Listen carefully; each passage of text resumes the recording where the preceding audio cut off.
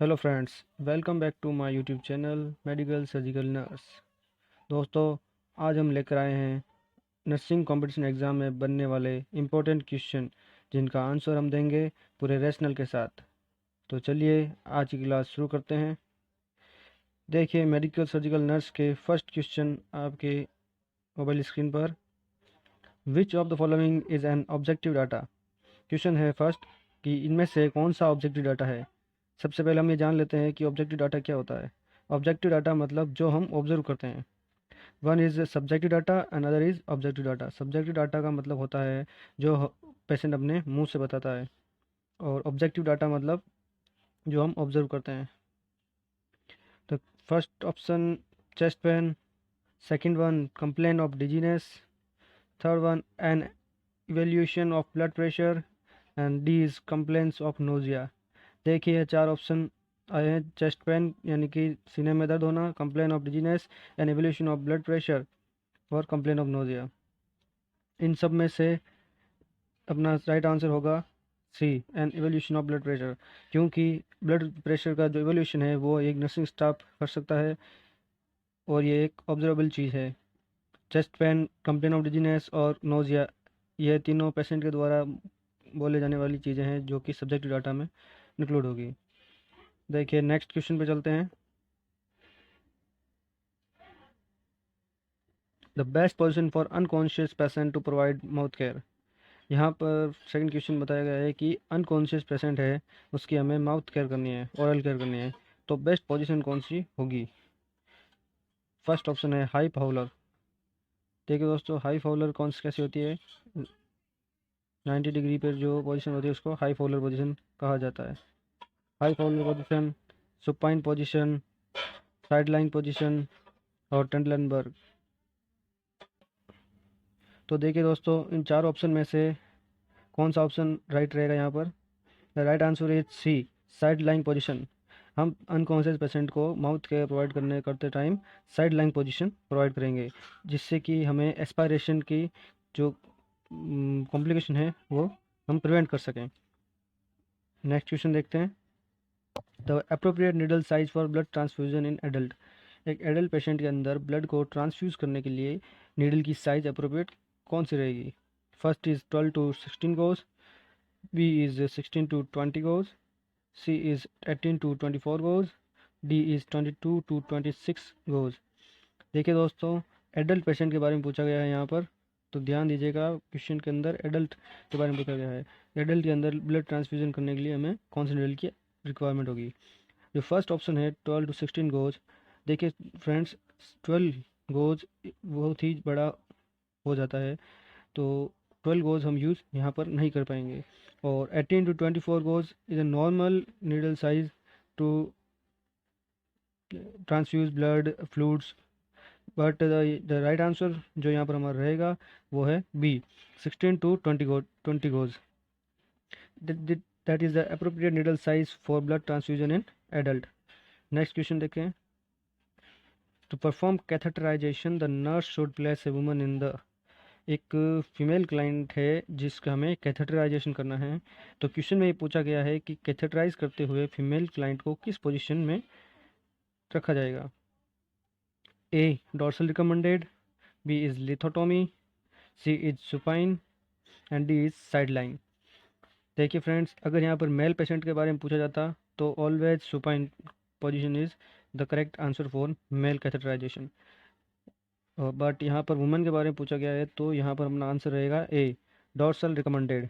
Dorsal recumbent position के अंदर क्या होता है कि अपने जो फुट होते हैं, like that this is the bed and patients knee band on the floor of the bed and her foot shawls will be flat on the bed. ये पेशेंट है, ये इसके नी है और ये इसका पैर है, तो उसके जो फुट है वो फ्लैट रहेगा, और स्लाइटली दोनों जो लेग्स है उसके अबडक्ट रहेंगे। That is called the dorsal recommended. Second one is lithotomy. The lithotomy used for the vaginal examination, normal deliveries. Normal deliveries में भी dorsal recommended ही mainly यूज़ किया जाता है. On lithotomy used for DNC. Supine is used for male catheterization. Side line, जैसे हमने पिछले question पढ़ा था, side line use for oral care to prevent aspiration. देखिए नेक्स्ट क्वेश्चन पे चलते हैं। Crackling sound bilaterally at the base of the lung is referred as. यहाँ क्वेश्चन में पूछा गया है कि दोनों लंग्स के बेस में क्रैकल साउंड जो सुनाई देता है वो क्या है। First is bronchi, second is wheezing, C is rales, D is pleural rub. देखिए दोस्तों, इस क्वेश्चन में यही पूछा गया है कि जो लंग्स के जो बेस है वहाँ पर हमें क्रैकल साउंड सुनाई दे रहा है। क्रैकल साउंड इन सुनाई दे रहा है तो वो क्या है, उसके लिए कौन सी टर्म यूज़ करेंगे। The correct answer is C, rales. Rales is the correct answer of this question. Okay दोस्तों, अपने जो आपने आंसर्स हैं वो आप कमेंट बॉक्स में कमेंट करते रहिए और मैं उसका आंसर आपको जल्दी बताऊंगा आपको। नेक्स्ट क्वेश्चन पे चलिए। Collection of subjective data from the patient is carried out in.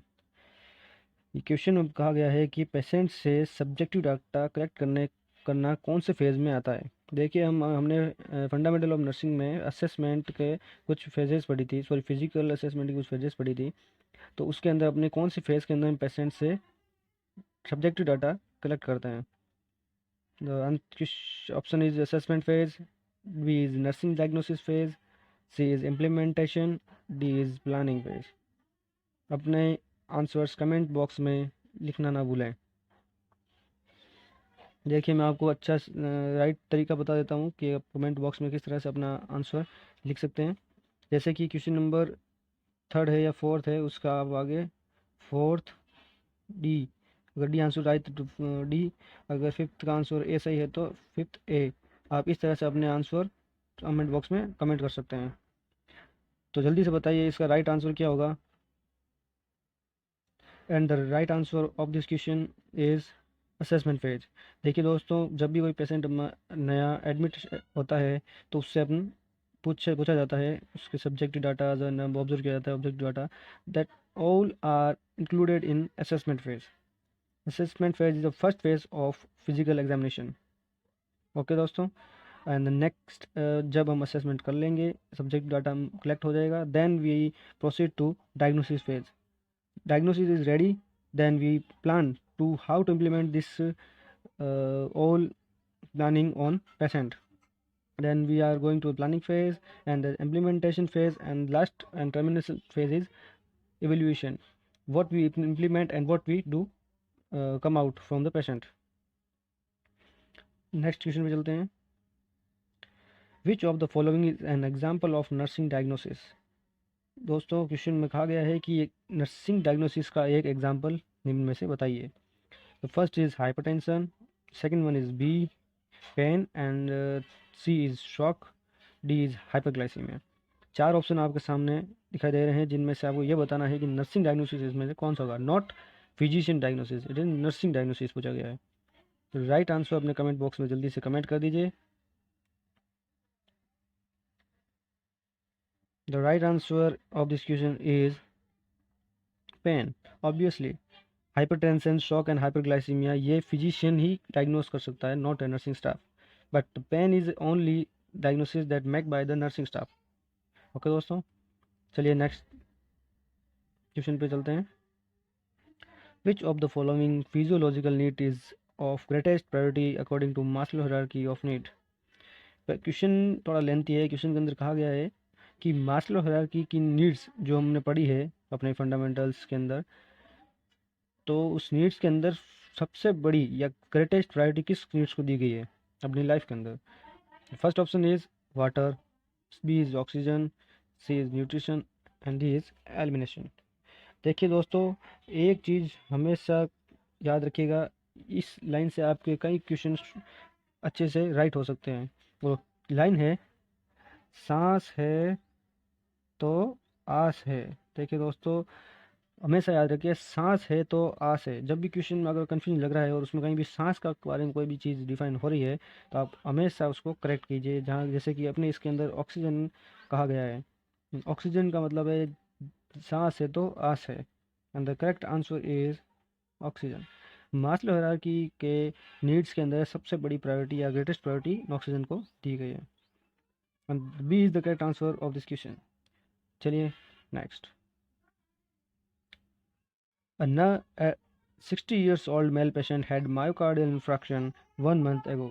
Question में कहा गया है कि एक 60 साल के ओल्ड मेल पेशेंट का myocardial infection that is MI जो कि कब हुआ है, 1 month एगो। He is currently undergoing cardiac rehabilitation. देखो दोस्तों, वो अभी क्या कर रहा है, कार्डियक रिहेबिलिटेशन के लिए एक सेशन एट द जिम, जिसने जिम अटेंड किया है, जिम के अंदर एक सेशन चल रहा है रिहेबिलिटेशन के बारे में, उसने पार्टिसिपेट किया है। दिस इज़ कंसिडर्ड एज, ये कौन सी प्रिवेंशन में इंक्लूड होगा, ये इस क्वेश्चन में पूछा गया है। देखिए दोस्तों, डरने की कोई बात नहीं है, लेंथी क्वेश्चन को देख के कभी डरे नहीं। लेंथी क्वेश्चन के अंदर सिर्फ एक वर्ड ही होता है जिससे अपना क्वेश्चन का आंसर मिलेगा, और इस क्वेश्चन के आंसर के अंदर रिहेबिलिटेशन एक वही वर्ड है जिससे हमें अपना आंसर मिलेगा। तो पूरा क्वेश्चन का हमें कोई लेना देना नहीं है, वो 60 साल का है, उसको ये हुआ वो हुआ। तो अपने को मेन क्वेश्चन के अंदर ये चीज़ ध्यान रखनी है कि अपना आंसर किस वर्ड से निकलेगा।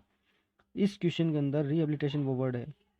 देखिए, हमें याद रखना चाहिए कि लेवल ऑफ प्रिवेंशन तीन टाइप के होते हैं। फर्स्ट इज, वैसे 4 टाइप होते हैं, primordial, primary, secondary and tertiary.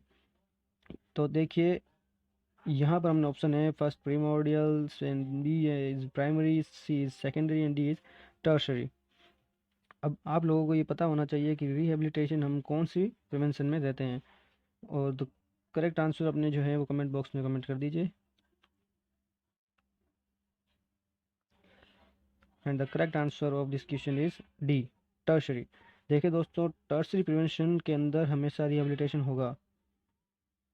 देखिए किस तरह, पेशेंट 60 साल का है, उसको एमआई हो चुका है 1 महीने पहले, और अब वो एक सेशन अटेंड कर रहा है, और किसके लिए, रिहेबिलिटेशन के लिए, कि अब हमें इसके साथ सर्वाइव कैसे करना है, how to survive to this condition, with this condition, that is rehabilitation. And rehabilitation include in this tertiary prevention. Primordial prevention के बारे में पढ़ते हैं। प्रीमोडियल वो होता है जब डिजीज़ के होने से पहले उस डिजीज़ से बचने के लिए हम कुछ कदम उठाते हैं, लाइक दैट हमें डायबिटीज़ नहीं है, पर हम शुरू से ही शुगर कम ले रहे हैं खाने में, that is the primordial prevention. And the primary is health promotion and health education, यानी कि किसी भी कंडीशन लाइक डायबिटीज़, उसके बारे में हमें लोगों को अवेयर करना है, उनको शिक्षा देनी है, that is include in primary prevention. Third is secondary is early diagnosis and early treatment, यानी कि हमें जल्दी जल्दी अपनी कंडीशन के बारे में डायग्नोस करवाना है और उसका ट्रीटमेंट करवाना है, that is secondary. And the final is tertiary के अंदर इंक्लूड होता है कि last and stage of care, that is rehabilitation. Okay दोस्तों, चलिए नेक्स्ट क्वेश्चन पे चलते हैं। देखिए, यहाँ पर आपको आंसर भी शो हो रहा है साथ में, बट कोई नहीं, ये भी एक बहुत ही इंपॉर्टेंट क्वेश्चन है आपके कंपटीशन एग्जाम के लिए, so we learn it very carefully. Which among the following patient condition the nurse will inform to the physician first. Question के अंदर कहा गया है कि पेशेंट की ऐसी कौन सी कंडीशन है जो नर्स फिजिशियन को पहले इन्फॉर्म करेगी। First option is patient who is having severe pain, patient को बहुत ही सीवियर पेन हो रहा है, ये नर्स जल्दी से जाकर फिजिशियन को बताएगी। Patient who is on ventilator with fluctuation level of blood sugar, एक पेशेंट है जो कि वेंटिलेटर पे है, उसका ब्लड शुगर लेवल जो है वो फ्लैक्चुएट हो रहा है, अप डाउन हो रहा है, तो ये वो इन्फॉर्म करेगी।